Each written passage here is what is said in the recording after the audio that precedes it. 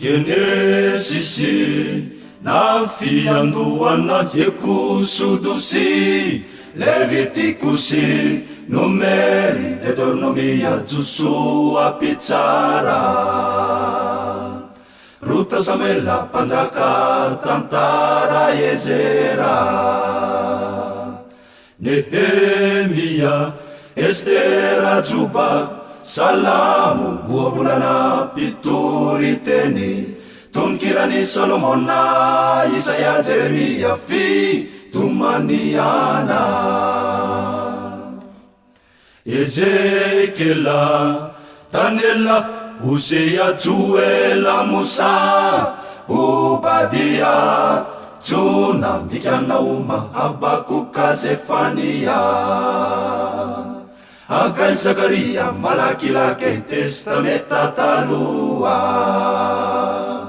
Hagai, Zakaria, Malaki, Lake, Testamenta, Talua, Matiu, Marika, Luka, Jona, Asana, Apostoli, Romana, Korintiana, Galatiana, Efesiana, Filipiana, Colossiana, Thessaloniana, Timothy, Titusi, Filemona, Hebreo, Jacoba, Petera, Jona, voalohany, Juda, Apokalipsy na fanambarana,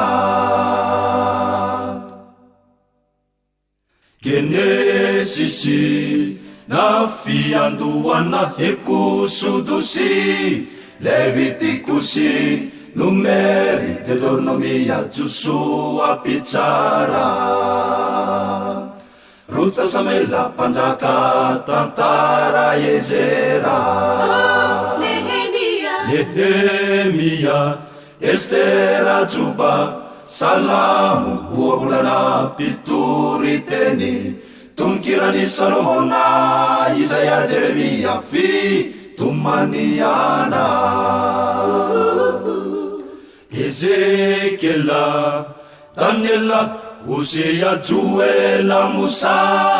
Obadia, Jona, Mika, Nauma, Habakuka, Zefania, Hagai, Zakaria, Malaki, Lake, Testamenta, Talua, Hagai, Zakaria, Malaki, Lake, Testamenta, Talua,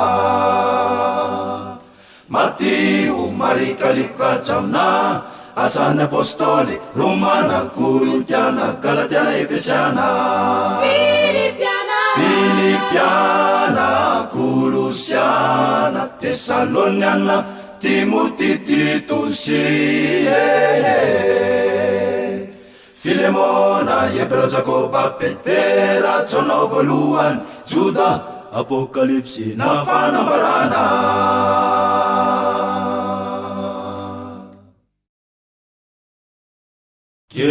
Genesisy na fiandohana Ekosodosy, Levitikosy, Nomeri, Deuteronomia, Joshua, Pitsara, Ruta, Samela, Panjaka, Tantara,